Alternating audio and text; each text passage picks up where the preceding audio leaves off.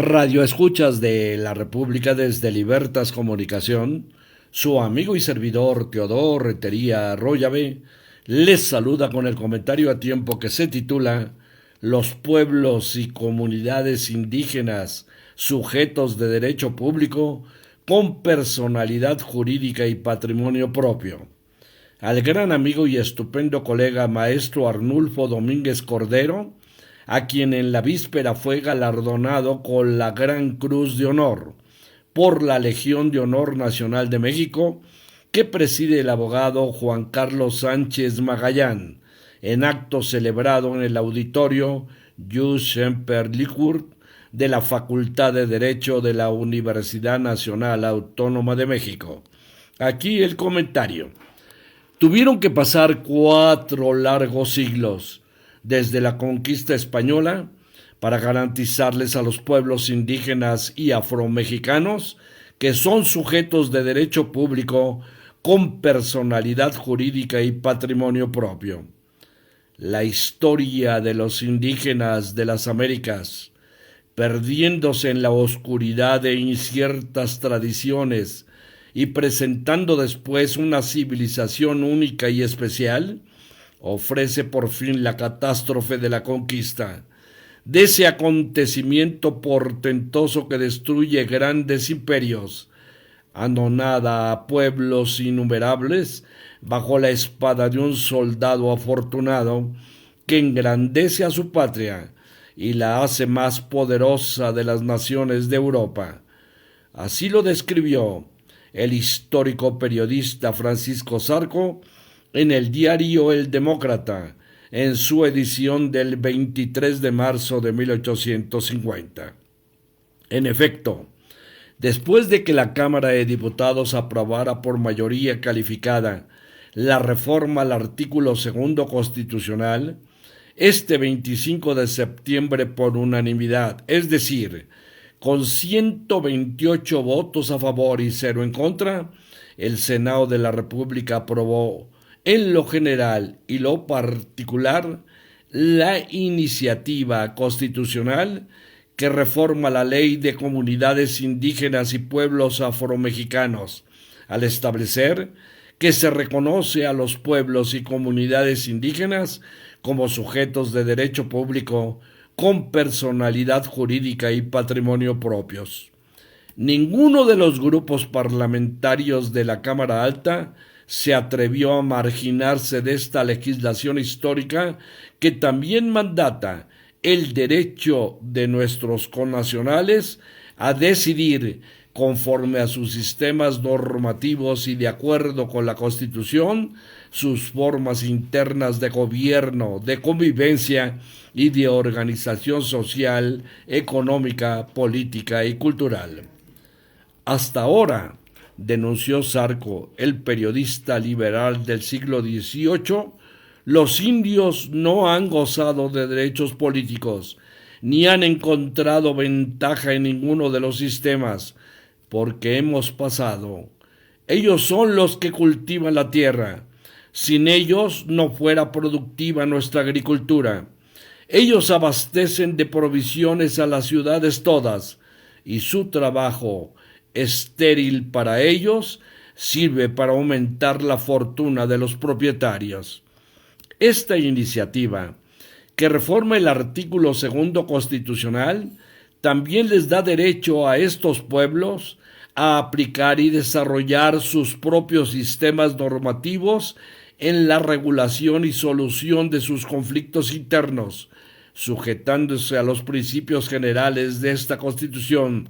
respetando las garantías individuales, los derechos humanos y, de manera relevante, la dignidad e integridad de las mujeres. También esta reforma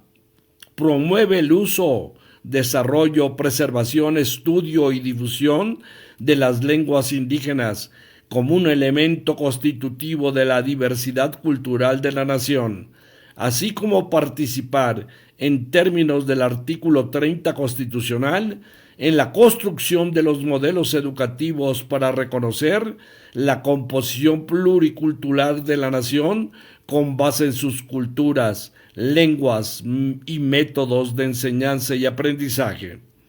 Aprobada la reforma por 17 o más congresos locales, la iniciativa será enviada al titular del Ejecutivo Federal para su publicación en el Diario Oficial de la Federación para su futura promulgación. Durante el debate, los legisladores coincidieron que con esta reforma se salda una deuda histórica con esas comunidades, además de que se les da derechos que por muchos años no los han tenido. La senadora indígena de Morena, Edith López Hernández, después de recitar el poema Los Nadie del escritor uruguayo Eduardo Galeano, afirmó: la piedra angular de esta reforma es el reconocimiento de los pueblos y comunidades indígenas y afromexicanas como sujetos de derecho público. Esto significa que los pueblos indígenas dejaremos de ser tratados como objetos de protección, tutela, asistencia y seremos considerados como personas pensantes y actuantes con capacidad plena para ejercer nuestros derechos y establecer una relación de respeto, diálogo y coordinación con el gobierno. La diputada del Partido Revolucionario Institucional PRI, Cintia Eliana López Castro, por su parte, enfatizó: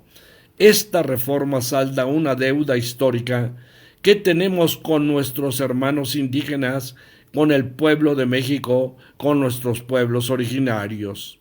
Es saldar una deuda histórica y poder dar el reconocimiento de los pueblos indígenas como sujetos del derecho público. Se hace justicia al reconocer en la Constitución, así como reconocer a todos nuestros pueblos afromexicanos.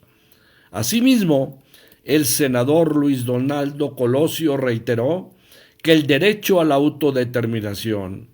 una participación política activa, la protección y tutela de tierras y territorios, así como la salvaguarda de lenguas y culturas, derechos todos necesarios para garantizarle plenitud de voz y de decisión en las determinaciones que impactan su desarrollo económico, social y cultural, para poder tener pleno acceso al pleno ejercicio de sus derechos individuales y colectivos, un piso parejo en un escenario históricamente disparejo. De acuerdo con información del Instituto Nacional de Estadística y Geografía INEGI, en nuestro país hay más de 23.3 millones de personas que se reconocen como indígenas y 2.5 millones de afromexicanos. Sin embargo, hasta ahora no habían sido reconocidos por la Constitución Política de los Estados Unidos Mexicanos como sujetos de derecho, sino solo como sujetos de interés público. Esta ley constitucional, por tanto, de estricto cumplimiento, es otra iniciativa del presidente de la República, Andrés Manuel López Obrador. Los pueblos y comunidades indígenas, sujetos de derecho público, con personalidad jurídica y patrimonios propios. Hasta aquí el comentario a tiempo. Se despide de ustedes su amigo y servidor, Teodoro Rentería Arroyave.